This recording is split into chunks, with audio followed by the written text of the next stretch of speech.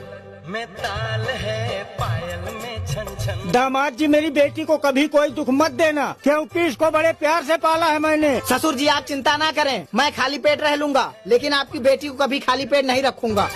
घुंघट में कोरी है, सहरे में साजन। दामाद जी, ओ दामाद जी, दामाद जी,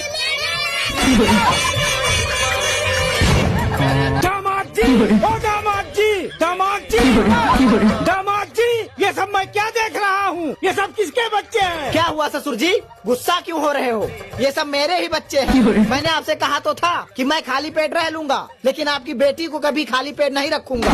लेकिन दामाद जी अभी शादी के 1 साल भी तो नहीं हुए। पापा क्या